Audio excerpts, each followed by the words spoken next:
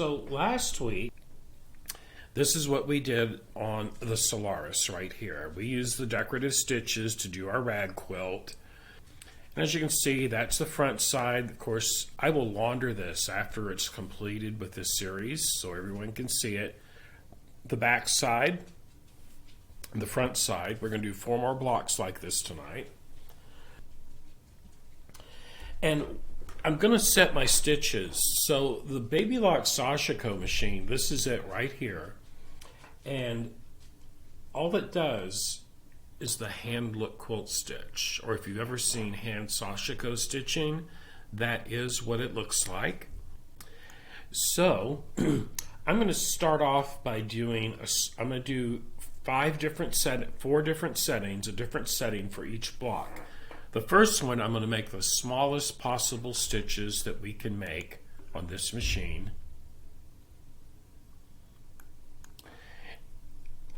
And I'm going to set it at 2 and 2. That means a stitch length of 2, spacing in between the stitches at 2. Okay? And here's our first block, and you can see how I have it layered right here. There's the right sides are out on both sides, wrong sides together. And I'm going to stitch it from corner to corner and just make the letter X.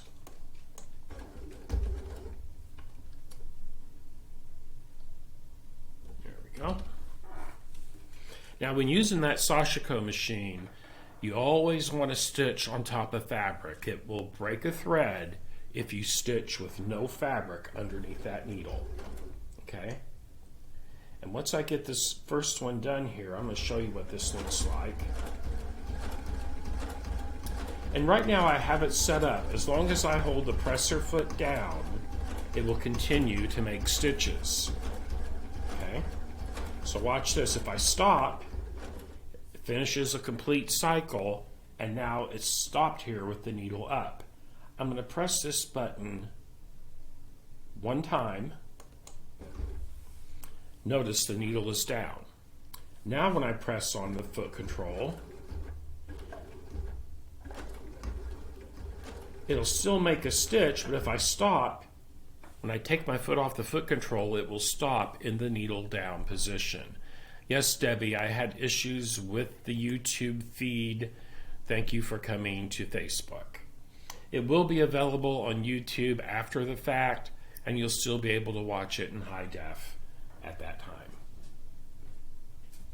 Okay, so I'm going to continue sewing this stitch and get it all the way down to the other end. Smooth that out there. There we go. Now of course on this, since the Sashiko does not have that laser needle beam light, you just have to kind of eyeball it from corner to corner. Or you could mark the line with like a friction pin and follow that along if you wanted to.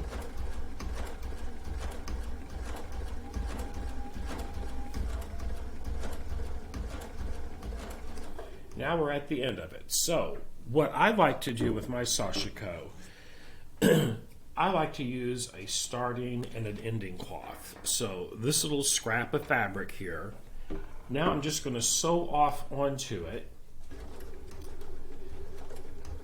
And then I don't have to break my thread or anything, okay? And why that's important on the Sashiko machine, like I just said earlier, you do not want to stitch into air. It will break this machine will not chain off, in other words. So you have to be stitching it all the way out. Now, let me move to another camera and I'll give you a close-up view of the stitching right here. But you can see that line of stitching. This is the smallest stitch this machine will make. Check that out right there. If you get a good look at that, you can see how there's a stitch and a space in between the stitches. That's what hand quilting looks like. With it set up like this, at the 2 stitch length and 2 stitch spacing, this is what you would expect to see on a hand quilted quilt. Okay? We're now going to do it from this other corner and start. And I'm just going to raise my foot a little bit to get that leading edge kind of underneath the foot so I get a nice smooth start to it. And we'll just keep on going in the other direction.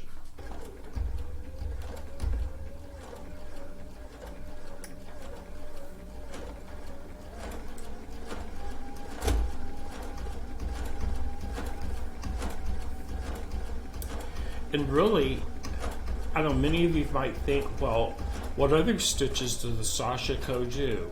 This machine is this can only be done on a baby lock Sashiko machine to give that true hand stitched look. You can do so much more though than just quilt to quilt with it. You can actually use it to sew garments together.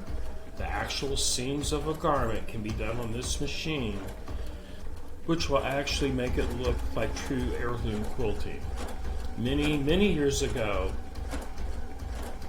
garments were actually stitched by hand, everybody. I mean, every bit of the stitching on garments was all hand sewn before the sewing machines came along. There we go. And stop the needle down. And I'm going to trim off my little starter and ending cloth. Then I'll just stitch right off on that.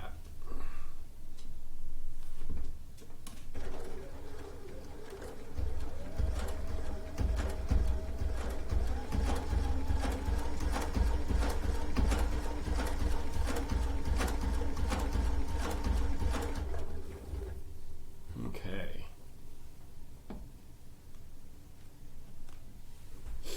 So now you can see this. This is so pretty. Wow, look at this. And let that focus in. There we go. Now you can see that stitching. Now the next block, I'm going to do it on a darker piece of fabric, because what I'm using, the thread I'm using is actually, this is actually a rayon embroidery thread right there. Now of course, there is no upper threading on this machine. It's all done with a bobbin, so you only use a bobbin when you're sewing on this machine. Okay, so let's swap back over to this other camera. And what we're going to do now, I'm going to move this down to 3 and 3. You can set these anywhere you want to achieve the type of look that you want. But I'm just going to move them both right down the list. There'll be 3 for each one of these different blocks. And you get to see the difference between the length of the stitching that way. Okay. So we're going to get this next one started here. And then I will swap back to that other camera. And we'll get it going.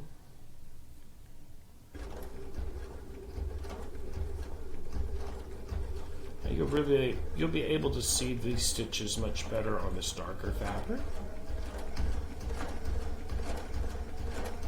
I tell you what, I'm going to do half of it at the 3 and 3 setting, and then I'm going to do the other half at the 2 and 2 that we just did, and that way you'll get to see a much better look. So I just moved both of my control levers up, so back to the 2 length, 2 spacing. I think you'll be able to kind of see them in the same line of quilting, of stitching for this.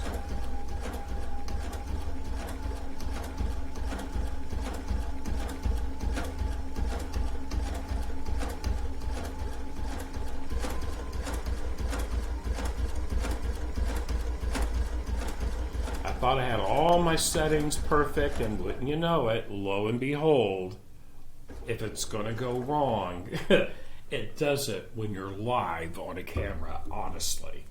I had actually done 3 different tests today with these settings. Okay, so anyway, it will be corrected come our next episode. So now I'm just going to stitch off.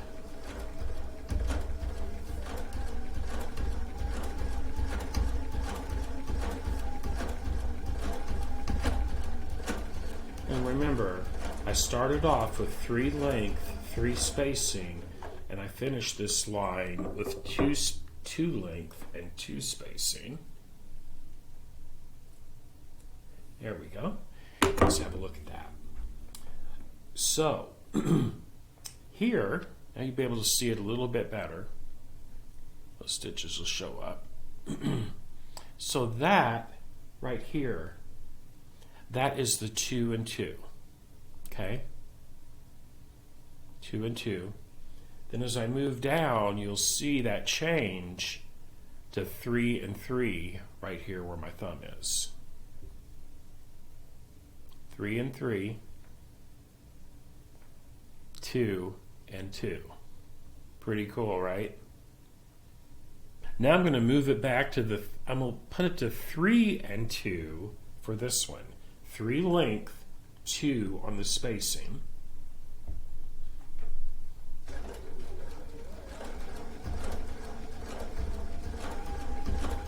And we'll see what that looks like. That'll be a little bit different.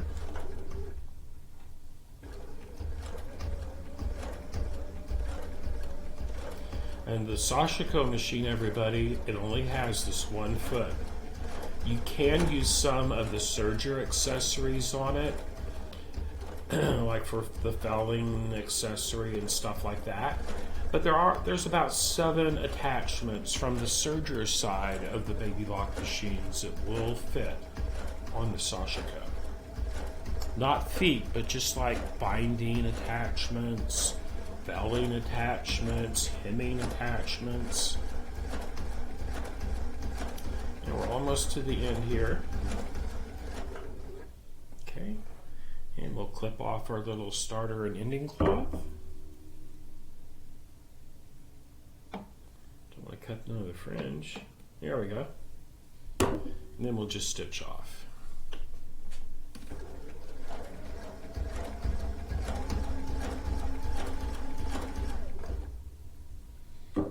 Do another thread snip. Now, you don't have to do what I'm doing, and I'll show you on the next one, the other method. But there we go. On this one, we have a stitch length, let's see, right here. Stitch length of 3, but a stitch spacing of 2. Right there. I like that better than the 3 and the 3, in my opinion.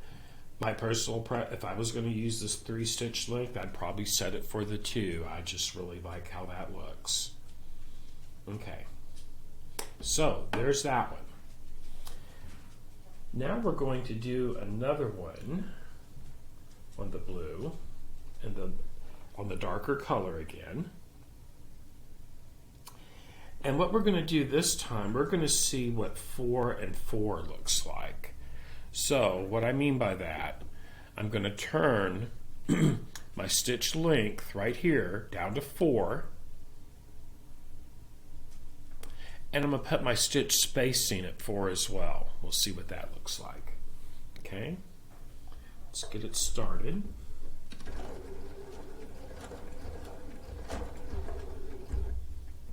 And I'm going to move back to the close-up camera. Get this little corner lined up, and we'll give it a go. There we go. Now what this hook, it's like a latch hook, the needle on this machine. It does not use a standard sewing machine needle either. What it does, it pulls up a loop of thread from the bobbin, and when it goes back down, it forms a knot on the underside of the fabric. So it makes a very strong seam. Every stitch, it has a tiny knot. Every stitch is knotted, so it cannot come loose, which is really awesome. Now let's cut off our beginning and ending cloth. We'll give this a go here.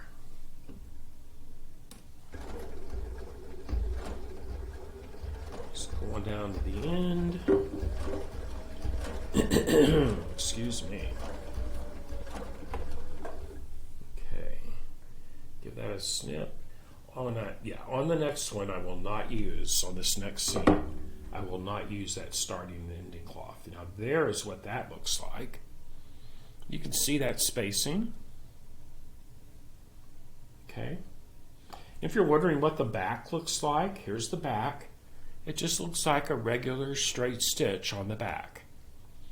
But if you look really close, you can just barely see that knot. This tension is really good because the knot is actually buried in the batting. But that's what the back of the block looks like. It looks like just a regular machine stitch, solid stitch.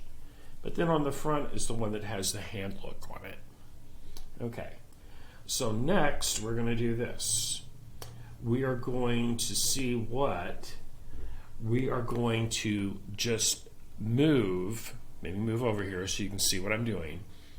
This is the, on this side here, this is the spacing. I'm going to move that back up to 2. Okay, I like that smaller spacing in between, personally. The wider spacing is really good when you're doing techniques like couching or smocking, and I'll do those in a future episode. But tonight we're just doing this, so we're going to get this one started, and I will move that camera back to a close-up view. Now when I come to the end of this seam, I'm not going to use the starting and ending cloth. Okay? I'm going to show you the other technique for that.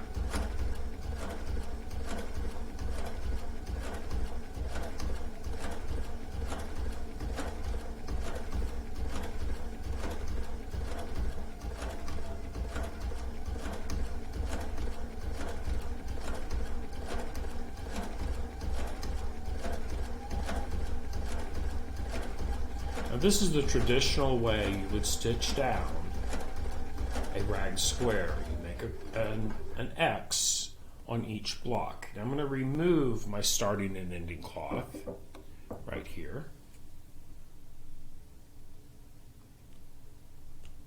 Okay, but we're not going to stitch off on it. So once I get to the end, I'm going to raise my needle. I'm going to raise my presser foot and I'm going to pull the thread straight back. See there? See the thread right here? Then I'm going to bring it down over to here. See this groove? There's a knife blade in there. We're going to bring that thread down into that. There it went. I'm just going to pull that thread towards me. Back that up a little bit. There we go. And why it's if you're going to do it, you just can't cut it and let that thread dangle on top, because this thread has to remain under tension to form the next stitch. And with it put into the groove and cut here, that maintains a nice taut tension on there so that we can start the next stitch. Let's have a look at this stitch. There you can see it right. This is the one we just did. That's a stitch length of 4 and a stitch spacing of 2. See this one here, that was 4 length, 4 spacing. This was 4 length and 2 on the spacing. Pretty cool, right? Now to start the next one, I'm going to do one run of, and see when you're starting off without that starter cloth, everybody, you want to make sure that when that needle goes down, it goes down into fabric. That's the important thing. Lower that presser foot and then just start going. Okay, so I'm going to move my spacing down to that's longest, number 5, and I'm going to set it to 5, okay, for this one. And then I'm going to do something a little bit different than what you've seen me do up to this point. I'm going to show you another setting that's really cool on this machine.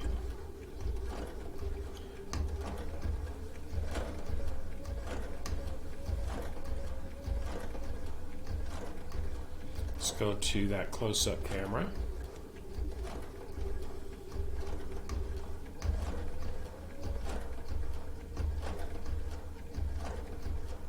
going to stop here for just a moment. I'm going to see if I can adjust this camera so you can see that stitch. I'm going to go slow.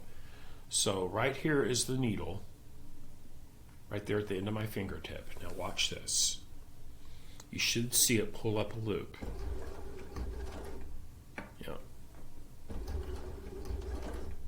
You really can't see it on camera, unfortunately. Another video, I will use a different type of thread that will show up better. But that is how the mechanics of that works. So we're going to go to the end of our piece here.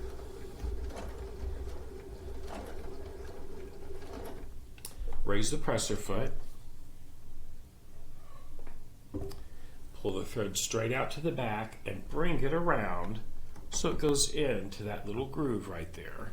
See there? Watch that. There it goes. And then just pull it straight back and it'll cut it.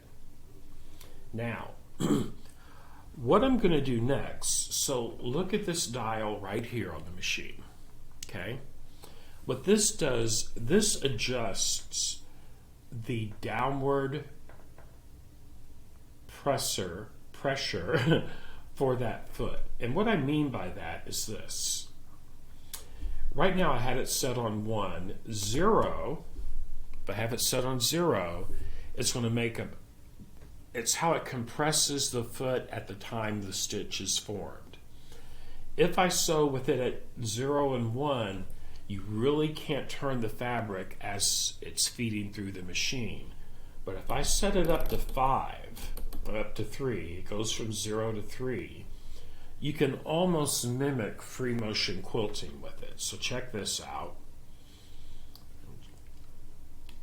And I am going to actually set my stitches down to 3 length and 2. 3 length, 2 spacing, okay? And I'm going to leave it in a wide view like this for a moment, because what I'm going to do, I'm going to drop my presser foot, and I'm going to do a serpentine stitch from corner to corner this time. So check this out. I'm going to get it started. And then now as it's stitching, I'm going to start moving it. Okay, so first thing I noticed, for the thickness of this, 3 was just way too much play. So I'm going to move it down to 2. Okay, that knob I was just talking about. There we go, that's much better. And now I can just rotate it as we go.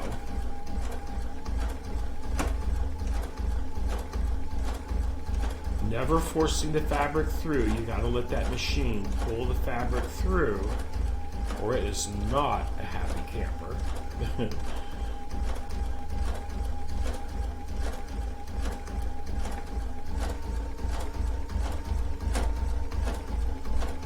And all I'm doing is gently rotating it to make something other than a straight stitch. Okay, let's pull that out and have a look at it. Straight back to the side and pull. And now let me switch up to my close-up camera and check this out. Look at that. Look at that curve. Let's see if we can see it there. Yes, so you can see it's actually curving that way. Let me get a close-up. I really like that setting, that 3 and 2. I really like that. It really looks nice. And it looks even much better here in person than it does. There we go. That's in focus. You can see here on my thumb, that was a 5 length, 5 spacing. This is a 3 length and 2 spacing right here.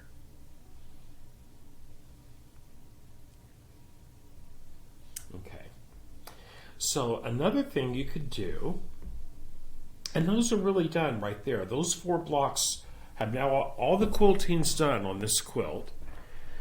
And let me go back to this camera here for a moment. So all the quilting is done on those 4 blocks. Now all we have to do is sew them together. And what I'm going to do is use a 1-inch seam allowance, just like before. So let me swap over here and we'll sew these 4 together. Okay. And I'm going to sew one light, one dark together. So what you want to do is put the backs together, okay? So that pretty hand stitching is there and here. So I want the backs together, like so. Okay? Make sure I've done that right. Yes, I have. And now it's just a simple matter, and I'm going to leave this at the 3-2 setting. I'm going to use my edge guide and my plate right here. Let me switch to the close-up camera. So that last notch right there, where my thumbnail is, that is 7/8. If you go over to the very edge of this metal plate, that will be approximately 1 inch. And that's what I'm going to use as my guide to sew these two together. Okay?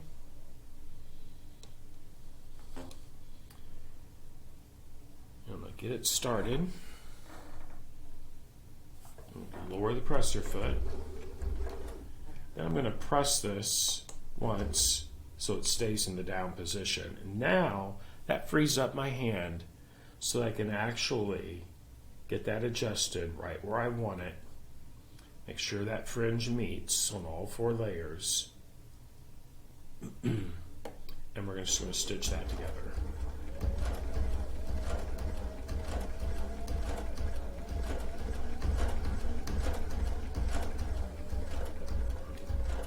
There we go.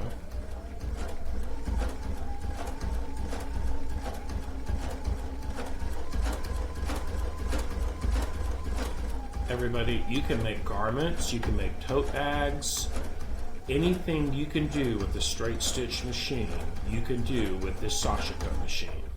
Okay? You can use it for so much more than just quilting. Okay, so there, check that out. There's my seam I just did by the fringe. Now when I open it up, there it is. And that's a strong, I am pulling tight on it. It is a solid, strong seam. There's the front. We're going to do the other two the same way. Okay, we're going to layer them together. Backs to back. The fronts are facing out. And we're just going to do another one just like we did that one. Lower that presser foot and we'll get the next seam started. Okay. I just tapped that button one time. That one time right up here. One time, and that will turn green. With that not tapped, it's blue right here, and then it turns green when you tap it one time.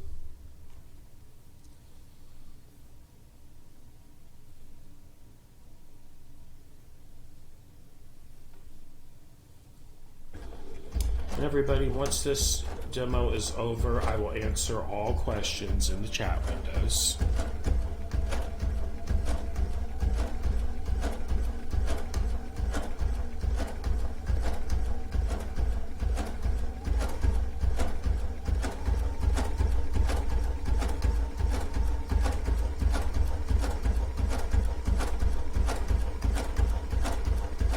Get right down to the end there.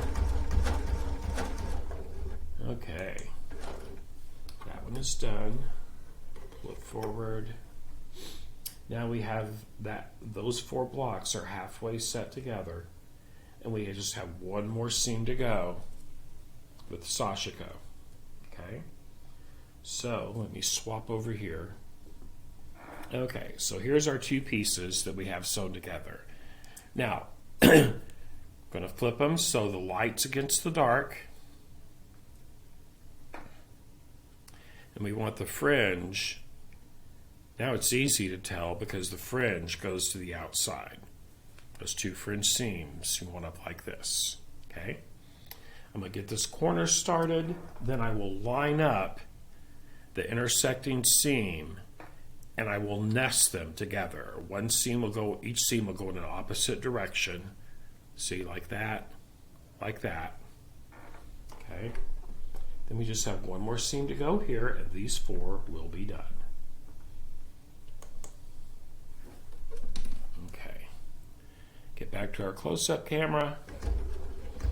And we're going to go for it. We're going to get it done. Going to get it done. Lining up that center seam now. And yes, you could pin if you wanted to, or you can just be a daredevil like I am and just go for it.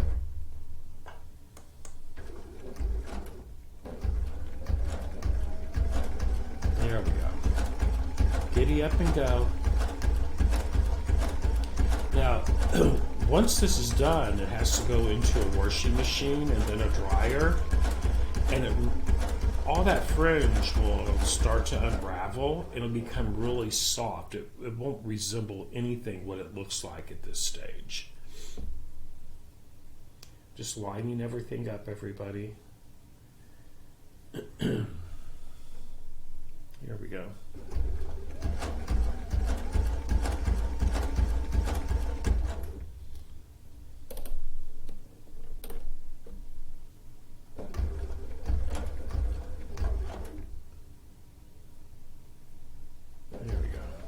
Making sure that fringe goes off to each side of the needle. Okay.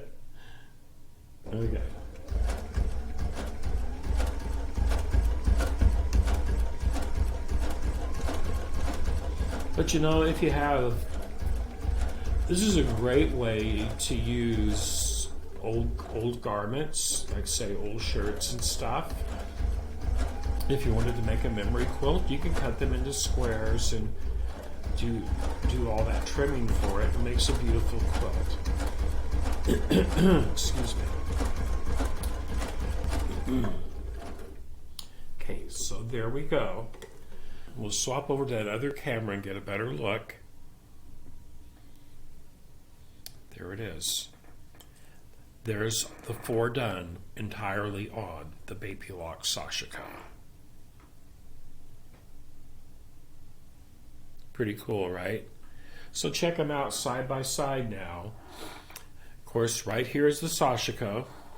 I'll just set that right up there. And here is the one we done last Sunday on the Solaris. Decorative stitches versus the hand-look Sashiko quilting stitch. You can really see that spacing right there.